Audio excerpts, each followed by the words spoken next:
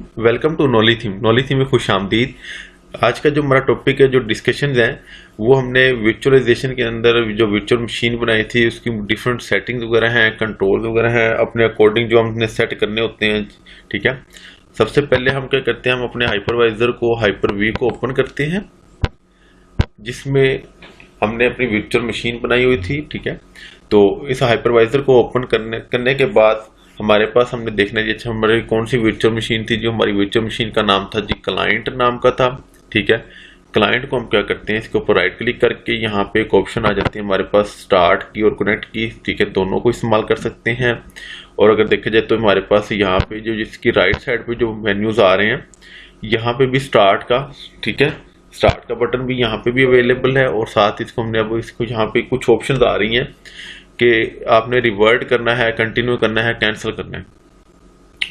आपने यहाँ पे हर दफा कंटिन्यू ही करना है। ठीक है, कंटिन्यू इसलिए करना है कि वो हमें बता रहा है कि आपका जो लास्ट चेक पॉइंट्स है ना, जहाँ पे आपने लास्ट टाइम प्रीवियसली जो आपने वर्किंग की है, जो इस मशीन को यूटिलाइज किया था, ठीक है, उसका वो लास्ट चेक पॉइंट उसने सेव किया और उसी से ही वो स्टार्ट करेगा। ठीक है, उसी स्टेट से। अगर आप इसको रिवर्ट में चले जाते हैं तो रिवर्ट का मतलब ये आ जाएगा कि अब आप उसको उस प्रीवियस कंडीशन, स्टार्ट कंडीशन में ले जाओगे जब आपने विंडो वगैरह की इंस्टॉलेशन इसमें की हुई थी। ठीक है, यानी कि 0 लेवल के ऊपर हम इसको कंटिन्यू करेंगे ताकि हम अपनी जो प्रीवियस स्टेट थी उसी से ही स्टार्ट करें, जो जहां हमने वर्चुअल मशीन के ऊपर जो अगर कोई सेटिंग वगैरह की हुई थी, ठीक है, जो अगर कोई कॉन्फ़िगरेशन किसी किस्म की हुई थी तो उसको एज इट इज वैसे ही यूटिलाइज करें। तो अब यहाँ पे देखा जाए तो ये हमारे पास एक छोटी सी मिनी स्क्रीन आ रही है। ठीक है, अब हम इसके ऊपर डबल क्लिक करेंगे तो हमारे पास इसकी स्क्रीन का व्यू आ जाएगा। अगर जो हमारे पास यहाँ पे वर्चुअल मशीन का जो नेम आ रहा है, अगर इसके ऊपर भी हम यहाँ से भी डबल क्लिक करते हैं तो तब भी हमारे पास पॉपअप स्क्रीन आ जाएगी। ठीक है, हम एक दफा यहाँ क्लिक कर लेते हैं।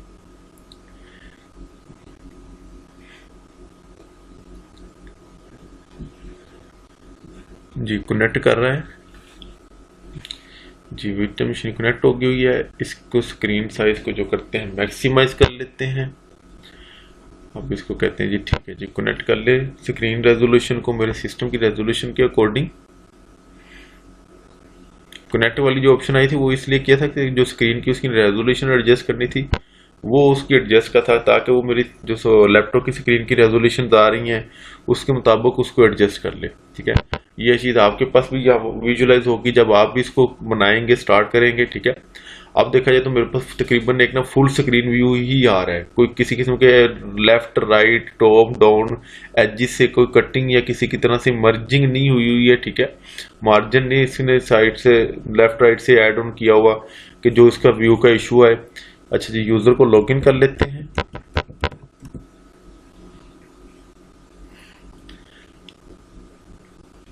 जी, तो हमारा यूजर लॉगिन हो चुका हुआ है। ठीक है, हम यहां से अब आ जाते हैं डेस्कटॉप। जी, डेस्कटॉप मेन्यू हमारे पास आ गया हुआ है। ठीक है, तो अब डेस्कटॉप मेन्यू आने के बाद हम हमारे मेन टास्क कौन कौन से जो हमने आज परफॉर्म करने हैं वर्चुअल मशीन के ऊपर। अब वो जो मेजर टास्क जो हमने परफॉर्म करने हैं वो ये करने हैं कि हम अपने सिस्टम के वो रीनेम किस तरह से कर सकते हैं। ठीक है, इसके कंट्रोल पैनल के थ्रू या इसके सिस्टम और प्रॉपर्टीज वगैरह के थ्रू। ठीक है, और उसके अलावा हमने अपने नेटवर्क के साथ अगर कुछ कॉन्फ़िगरेशन करनी है, आईपी एड्रेस वगैरह को चेंज करना है तो वो किस तरह से चेंज कर सकते हैं। ये कुछ बेसिक है सेटिंग जो हमने इस्तेमाल करनी है कि किस तरह से इनको यूटिलाइज किया जा सकता है। और अपने यूजर को हम किस तरह से रीनेम वगैरह कर सकते हैं, पासवर्ड वगैरह इसका चेंज कर सकते हैं। ये कुछ बेसिक वर्चुअल मशीन के इनसाइड वर्चुअल एक नए ओएस की जो कॉन्फ़िगरेशन है वो हम देख लेते हैं किस तरह से की जा सकती हैं। अब अगर सबसे पहले हम देखें तो हमारे पास इंटरनेट का यहाँ पे सैंपल आ रहा है जो कनेक्टेड आ रहा है। अगर हम चाह रहे हैं कि हम यहाँ पे इसका आईपी एड्रेस चेंज करना चाह रहे हैं तो वो किस तरह से चेंज कर सकते हैं, जो आईपी एड्रेस आ रहा है वो कौन सा आ रहा है। ठीक है, तो हम नेट को देखते हैं किस तरह से देखेंगे। जो अपने जहाँ पे जो सिस्टम की इंटरनेट की कनेक्टिविटी आ रही है वहाँ पे हम क्या करेंगे, राइट क्लिक करेंगे, open network and sharing centre में आ जाएंगे।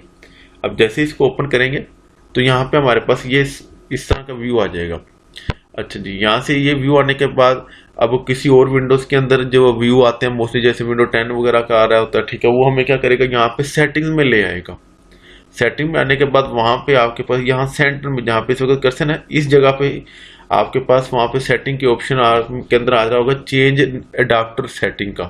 ठीक है। इसकी जैसे कि ये लेफ्ट साइड पे यहाँ पे आ रहा है चेंज अडाप्टर सेटिंग, इसके ऊपर क्लिक करेंगे आप तो वहां पे आपको फिर ये विजुअलाइज करवा देगा कि आपके पास यहाँ पे वाईफाई कनेक्टेड है या ईथरनेट कनेक्टेड है। ठीक है, आप क्या करेंगे, उसके ऊपर डबल क्लिक कर लेंगे। जैसे डबल क्लिक करेंगे, डबल टैप करेंगे, आपके पास यहाँ पे ये स्टेटस दिखा देगा कि अच्छा जी इंटरनेट की एक्सेस आ रही है। ठीक है, और कब से जो उसका कनेक्टिविटी स्टेटस है कौन सा है, स्पीड क्या है। ठीक है, पैकेट सेंडिंग रिसीविंग क्या दिखा रहा होगा आपको। तो आप डिटेल के ऊपर जब आप क्लिक करेंगे तो डिटेल के ऊपर अब आपको यहाँ पे दिखा देगा कि इस मशीन को जी आईपी एड्रेस कौन कौन से एलोकेट हुए हैं, सबनेट मास्क इसका क्या है, IPv4 इसका क्या है। ठीक है, DHCP गेटवे DNS वगैरह। ठीक है, ये कौन कौन सी चीजें इसको एलोकेट हुई हुई हैं। तो ये तो कहाँ मेनू कहाँ से असाइन हुए हैं, किस तरह असाइन हुए हैं, ये इसको ऑटोमेटिकली ठीक है डायनेमिक आईपी एड्रेस असाइन हुआ हुआ है। अगर हम चाह रहे हैं कि हम इसको कोई खुद से स्टैटिक आईपी एड्रेस इसको असाइन करें तो उसके लिए क्या होगा, उसके लिए ये करना होगा कि हम यहाँ से ही प्रॉपर्टीज में आ जाएंगे। प्रॉपर्टीज के ऊपर क्लिक करेंगे। प्रॉपर्टीज के ऊपर क्लिक करने के बाद जो हमारे पास मेन्यू आएगा, जैसे कि अभी हमारे पास विजुअलाइज हो रहा है, यहाँ से हमने इंटरनेट प्रोटोकॉल वर्जन 4 में आ जाना है। इसको थोड़ा सा स्क्रॉल डाउन करेंगे, यहाँ पे आ रहा है internet protocol version 4। Double tap press किया, ठीक है, डबल क्लिक किया तो अब यहाँ पे देखा जाए तो हमारे पास यहाँ पे ये कुछ डिटेल्स दिखा रहा है। अच्छा जी, वो अब इसका क्या आ रहा है जी, obtain an IP address automatically. ठीक है, और DNS का भी ऑटोमेटिक आ रहा है। इसका मतलब ये है कि ये हम जिस भी नेटवर्क के साथ कनेक्ट करेंगे अपनी मशीन को, तो जो आईपी एड्रेस उसका होगा वो एज इट इज उसको अडॉप्ट कर ले। ठीक है, वहां उस नेटवर्क से जो आईपी एड्रेस इस मशीन को एलोकेट होगा मिलेगा, ये उसी को एक्सेप्ट करे और उसके साथ कनेक्ट हो जाए, लिंक हो जाए। अगर हम चाहते हैं कि हमारा आईपी एड्रेस एक सेम ही रहे, हमारा आईपी एड्रेस चेंज ना हो, तो इसको हम क्या करेंगे, हम करेंगे यूज द फॉलोइंग एड्रेस। इसके ऊपर क्लिक करेंगे और अब ये सारी फील्ड्स एक्टिव हो जाएंगी आपके पास। ठीक है, अब इसमें हमने क्या करना है, आईपी एड्रेस IPv4 लिखना है, सबनेट मास्क उन्हें ऑटोमेटिकली समटाइम्स तो मोस्टली उठा लेते हैं। ठीक है, डिफॉल्ट गेटवे बताना है। ठीक है, हमारी ट्रैफिक का रूट कौन सा है। ठीक है, प्रेफर्ड DNS बताना है। ठीक है, कि हमारी अल्टरनेटिव वेबसाइट की ट्रैफिक वगैरह ठीक है वो कहाँ से वेरीफाई होंगी। ठीक है, ये चीजें हमने डिफाइन करनी है अभी इसको।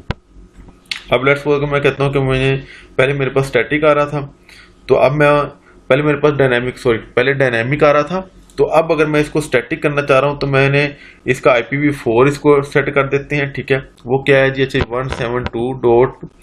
ठीक है 23.11.15। ठीक है, अच्छा अब ये आईपी एड्रेस जो मैं टाइप कर रहा हूँ मुझे कैसे पता है, ये मुझे मेरे इस नेटवर्क की स्कीम का आइडिया है। ठीक है, तो अब हमने जिसने जो भी आईपी एड्रेस स्टैटिक सेट करना है उसको कुछ ये चीजें कंफर्म होनी चाहिए कि मेरे पास आईपी स्कीम कौन कौन सी है। ठीक है, मेरे पास फ्री आईपी कौन सा है। ठीक है, मेरा गेटवे कौन सा है, मेरा DNS कौन सा है। ठीक है, अगर ये चीजें आइडिया होंगी तो देन ही आप अपना स्टैटिक आईपी एड्रेस सेट कर सकते हो। फ्री आईपी का इसलिए बताया कि वो फ्री का पता होना चाहिए कि अगर वो किसी और मशीन को आईपी एड्रेस एलोकेट ना हुआ हो, अगर वो आईपी एड्रेस किसी और मशीन को एलोकेट हुआ होगा तो फिर आपका वो कंफ्लिक्ट जनरेट करेगा, आपकी कम्युनिकेशन प्रॉपर नहीं होगी, लिमिटेड साइन आपके पास भी शो होगा, और अगर किसी और मशीन को एलोकेट हुआ हुआ है तो उसका भी वो लिमिटेड साइन शो करवा रहा होगा। ठीक है, टैब प्रेस किया। ठीक है, इसका सबनेट मार्क 255. ठीक है, और 240.0 है। ठीक है, और जो गेटवे हमारे पास है मेरे नेटवर्क का, वो मेरे पास जो है जी 172.23.0.1 और मेरा गेटवे ही मेरा DNS है। होम बेस भी हमारे पास जितने कनेक्शन वगैरह मोस्टली होते हैं, हमारा गेटवे हमारा DNS सेम होता है। ठीक है, उसमें कोई चेंज ओवर नहीं आता है। ठीक है, हम यहाँ इसी को इस्तेमाल को 172.23.0.1। ठीक है, और देन उसके बाद आ रहा है अल्टरनेट DNS। अगर आपके पास और भी DNS अवेलेबल है, यानी कि आपके पास इंटरनेट फैसिलिटी कोई एक और भी अवेलेबल है, तो उसका DNS अगर आप इस्तेमाल करना चाह रहे हैं तो वो भी कर सकते हैं आप। तो इस मोस्टली हम ऑर्गेनाइजेशन ठीक है इंफ्रास्ट्रक्चर के अंदर हम दो डिफरेंट सर्वर वगैरह को कॉन्फ़िगर करते हैं। ठीक है, ताकि हमारा एक सर्वर के थ्रू अगर रिस्पॉन्स वगैरह नहीं हो रहा है, ठीक है, एक्टिविटीज परफॉर्म नहीं हो रही, तो हमारा दूसरा सर्वर उसको रिस्पॉन्स करे। ठीक है, तो ये इसलिए हम इसका अल्टरनेट भी इस्तेमाल करते हैं। अगर आप यहाँ पे अल्टरनेट ऐड करना चाह रहे हैं कोई कर सकते हैं, नहीं तो सिंपल अगर गूगल का भी 8.8.8 करना चाह रहे हैं तो वो भी कर सकते हैं। ठीक है, और इसको हम कर देंगे ओके, इसको भी ओके कर दिया। ठीक है, और इसकी ये सेटिंग जो है इसको भी यहाँ से अगर देखा जाए थोड़ी देर के लिए अभी डिस्कनेक्ट हुआ, ठीक है, फिर और फौरन उसने इंटरनेट की एक्सेस भी आ गई हुई है, ठीक है। अगर आपके पास इंटरनेट की एक्सेस नहीं आती, यहाँ पे अगर दिखाता है कि नो नेटवर्क एक्सेस, तो फिर इसका मतलब ये है कि वो आईपी एड्रेस कहीं और भी यूटिलाइज हो रहा है, ठीक है। आपको फिर अपना आईपी एड्रेस चेंज करना पड़ेगा, ठीक है। अब मेरे वाला आईपी एड्रेस कहीं भी यूटिलाइज नहीं हो रहा था, तो उसने उसको क्या किया, डिस्कनेक्टिविटी, और फिर उसको आईपी एड्रेस को वेरीफाई किया अगेन, ठीक है, और फिर उसको इंटरनेट की एक्सेस प्रोवाइड करते हैं। डिटेल्स के ऊपर जाएंगे तो डिटेल्स के ऊपर अब देखा जाए तो कुछ थोड़ी सी चीजें शॉर्ट करके मुझे दिखा रहा है, ठीक है, क्या IP4 क्या, सबनेट मास्क क्या, गेटवे क्या है, DNS क्या है, ठीक है, ये सारी चीजें, और अल्टरनेट जो हमने ऐड ऑन किया हुआ था, ठीक है। तो इस तरह से हम अपने सिस्टम का, लैपटॉप वगैरह का, ठीक है, तो आईपी एड्रेस जो है वो अपनी नीड के अकॉर्डिंग स्टैटिक सेट कर सकते हैं जो हमारी रिक्वायरमेंट हो। अब नेक्स्ट आ जाता है कि अच्छा जी जो यूजर है, ठीक है, तो ये यूजर वगैरह को हम किस तरह से मैनेज करें इसके इनसाइड। अब वो ये है कि हमारे पास मोस्टली हम तो जो प्रैक्टिस इस्तेमाल करते हैं, जैसे जी कंट्रोल पैनल ओपन कर लिया, कंट्रोल पैनल ओपन करने के बाद यूजर एंड अकाउंट्स में आ जाते हैं। यूजर एंड अकाउंट्स के अंदर आने के बाद फिर मेन यूजर अकाउंट्स के ऊपर क्लिक किया। अब यहाँ पे देखा जाए तो ये मेरे पास है कि ये यूजर शो कर रहा है, यूजर नाम का, ठीक है, लोकल अकाउंट है, एडमिनिस्ट्रेटर है, ठीक है, माइक्रोसॉफ्ट का कोई अकाउंट इसके साथ लिंक नहीं है, ठीक है, इसलिए यहाँ पे ये दिखा रहा है कि ये लोकल अकाउंट है। तो अगर आप इसका नेम चेंज करना चाह रहे हैं तो चेंज नेम के ऊपर हम क्लिक कर सकते हैं, ठीक है।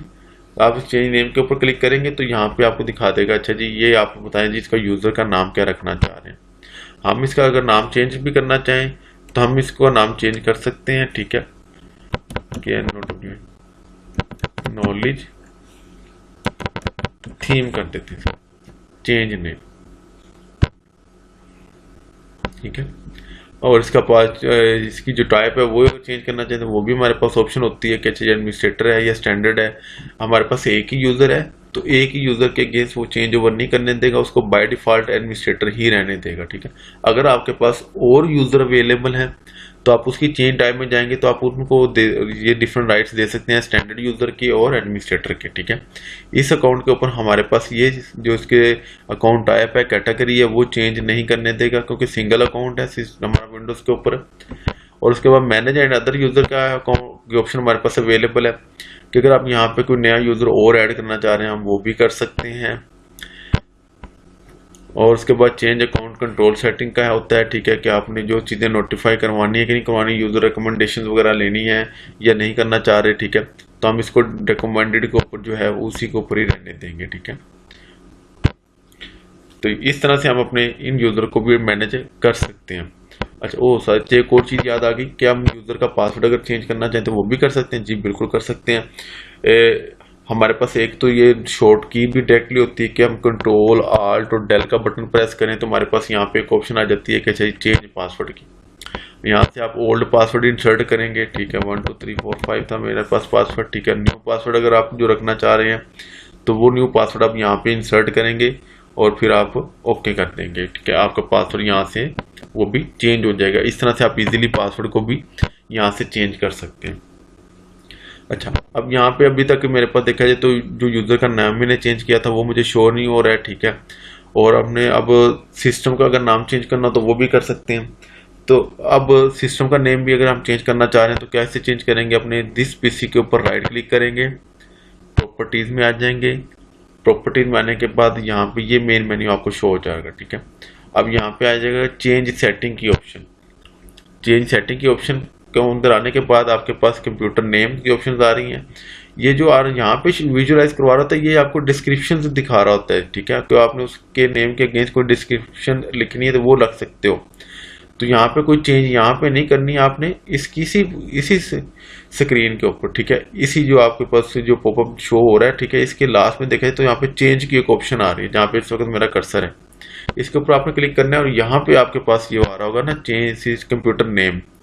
अब यहाँ पे आप अपना डिजायर्ड कंप्यूटर नेम लिख के ओके करेंगे, ठीक है, और देन ओके करेंगे तो अब आपके पास रीस्टार्ट की ऑप्शन आएगी। तो अब आप यहाँ से फिर इसको रीस्टार्ट करेंगे, ठीक है, और फिर जैसे ही सिस्टम रीस्टार्ट होगा तो आपके पास उसका मेन व्यू आ जाएगा। हम इसी प्रैक्टिस को गो थ्रू कर लेते हैं। राइट क्लिक किया, प्रॉपर्टीज में आए, चेंज सेटिंग में गए और उसके बाद चेंज में आए। चेंज में आने के बाद यहाँ पे लिखा था क्लाइंट पीसी, ठीक है, इसको हम कर देते हैं जी विंडो पीसी, ठीक है। और ओके किया, थोड़ा सा टाइम लेगा, चंद सेकंड्स का। ठीक है जी, ओके हो गया। वो कह रहा है कि अच्छा जो आपने चीजें अप्लाई की है ना उसके लिए रीस्टार्ट कंपलसरी है। हमने कहा ठीक है, ओके है, दैट्स इट। इसको भी क्लोज किया और अब इसको रीस्टार्ट कर देना हमने। ठीक है, हमारे पास जो नेम पहले शो हो रहा था वो क्लाइंट पीसी शो हो रहा था, और जो अब हमने चेंज किया है वो विंडो पीसी है। और इससे पहले हमने एक और चेंज ओवर इसमें एड ऑन किया था। वो चेंज ओवर ये एड ऑन किया था कि हमने यूजर का नेम भी चेंज किया था, कि यूजर का नेम भी हमने चेंज किया था। यूजर का नेम आ रहा था यूजर, हमने उसको किया था नॉलेज थीम के ऊपर चेंज। ठीक है, तो अब हम उसको भी चेक करेंगे क्या हमारा यूजर का नेम भी चेंज हो चुका हुआ है कि नहीं हो चुका हुआ। ये चीजें कंपलसरी है कि जब भी आपने अगर यूजर का नेम चेंज करना है, सिस्टम का नाम चेंज करना है, तो रीस्टार्ट कंपलसरी होगा। ठीक है, तो रीस्टार्ट जरूर करना पड़ेगा आपको, ताकि जो अभी आपने कॉन्फ़िगरेशन से की है वो उसके ऊपर एड ऑन हो जाए। हाँ जी, यूजर का नेम देखा जाए तो यूजर का नेम यहाँ पे हमें शो करवा रहा है कि यूजर नेम हमारे पास चेंज हो चुका हुआ है। ठीक है, इसको रिकनेक्ट करने जा रहा है, प्रॉपर रीस्टार्ट हो गया हुआ है। ठीक है, क्योंकि ये दोबारा से स्क्रीन की एडजस्टमेंट करता है। ठीक है, ग्राफिक्स वगैरह की जो आप हमने शुरू में जिसे कनेक्ट की ऑप्शन को इस्तेमाल करते हुए किया था।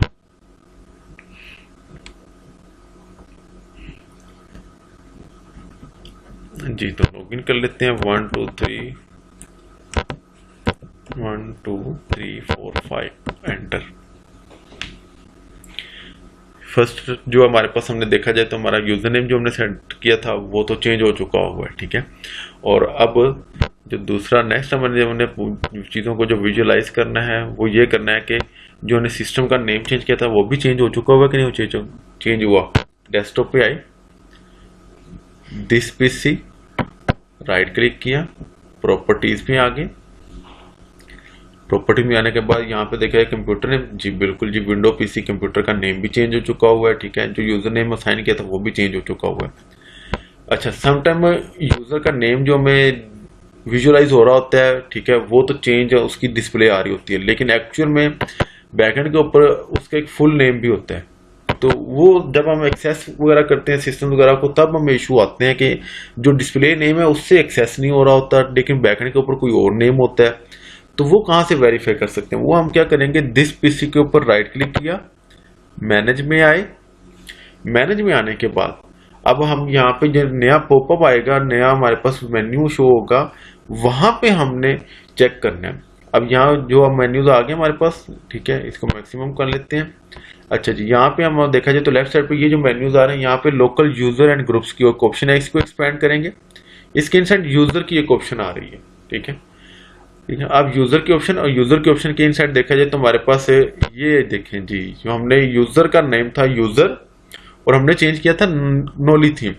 अब उसने डिस्प्ले नेम चेंज किया, एक्चुअल में उसका नेम चेंज नहीं किया है। ठीक है, तो अब हमें ये चीज यहाँ पे भी इसको भी रीनेम करना होगा। ठीक है, अगर आप इसको रीनेम यहाँ पे नहीं करते हैं और आप नोली थीम लिख के सर्च एक्सेस करेंगे तो आपके पास एक्सेस नहीं आएगी, आपको यूजर लिखना पड़ेगा। अगर आप चाहते हैं कि जो डिस्प्ले नेम आ रहा है सेम एज इट इज वैसे ही मैं उसी नेम से एक्सेस करूं अपने सिस्टम को किसी और सिस्टम से, तो आपको इस चीज को भी दोबारा से फिर चेंज करना पड़ेगा। ठीक है, तो हम क्या करते हैं, हम इसके ऊपर इसको भी चेंज कर लेते हैं। ठीक है, राइट क्लिक करके आप इसको रीनेम भी कर सकते हैं। ठीक है, तो हम इसको क्या करेंगे, हम इसको सेम एज इट इज यही नेम असाइन करेंगे। ठीक है, कि हमारा जो नेम है वो है नॉलेज थीम।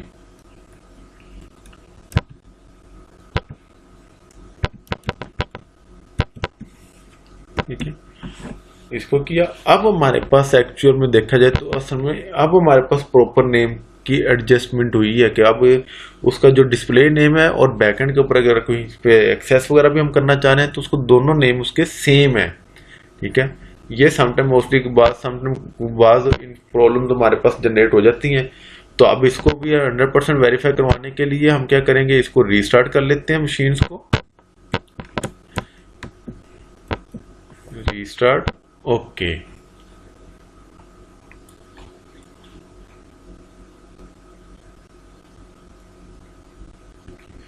अब जैसे मशीन हमारी रीस्टार्ट होगी तो इसको लॉगिन करेंगे और अगेन इसका वो वेरीफाई करेंगे कि जो हमने यूजर का वो वहां से चेंज किया नेम, ठीक है, क्या वो भी चेंज हो चुका हुआ है कि नहीं हो चुका है, उसने चेंजेस वगैरह को एक्सेप्ट कर लिया हुआ है। तो इन सारी चीजों को हम नोट डाउन कर लेंगे। तो ये सारी चीज़ें बहुत ज़्यादा इंपॉर्टेंट है, बड़ी हेल्पफुल होती हैं, ठीक है। ये बहुत माइनर सी हैं कॉन्फ़िगरेशन, ठीक है, इजीली हम इनको कर भी सकते हैं।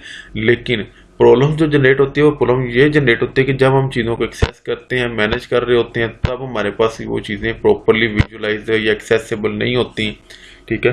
तो इन प्रॉब्लम्स वगैरह से बचने के लिए हमें ये सारी चीज़ों को नोट डाउन करना पड़ता है, ठीक है। अब वैसे डिस्प्ले नेम तो सही आ रहा था जो हमने चेंज किया था, लेकिन एक्चुअल में वो नेम नहीं था उसका यूज़र का, ठीक है। अगेन लॉगिन कर लेते हैं और इसको फिर वेरीफाई कर लेते हैं।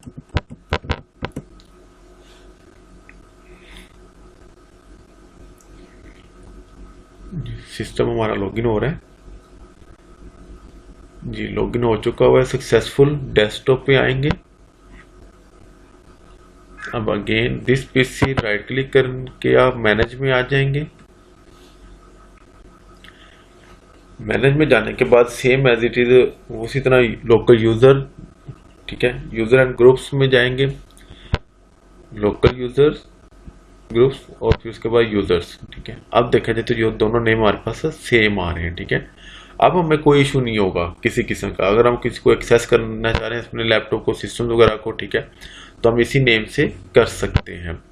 तो ये भी कुछ बेसिक कॉन्फ़िगरेशन थी जो एक्सेस लेवल के दौरान भी प्रॉब्लम्स क्रिएट करती हैं, ठीक है, जिनका नो हाउ होना हमें बहुत ज़्यादा ज़रूरी है, ठीक है। और अगर देखा जाए तो मोस्टली कुछ ट्रबल शूट के लिए भी हमें इन चीज़ों की रिक्वायरमेंट्स आती है, तो वो भी हम इसी तरह ही मैनेज कर सकते हैं ताकि हमारे जो डेली के टास्क हैं, ठीक है, वो हम इजीली परफॉर्म कर सकें। इसको हम मशीन को शट डाउन करते हैं। फर्दर अगर आपके पास कोई इन्हांसमेंट है या अगर आपको इससे रेलिवेंट कोई चीज़ों को चेंज ओवर रिक्वायर्ड है, ठीक है, आप इसको कमेंट सेक्शन के अंदर भी हमारे साथ शेयर कर सकते हैं, ठीक है।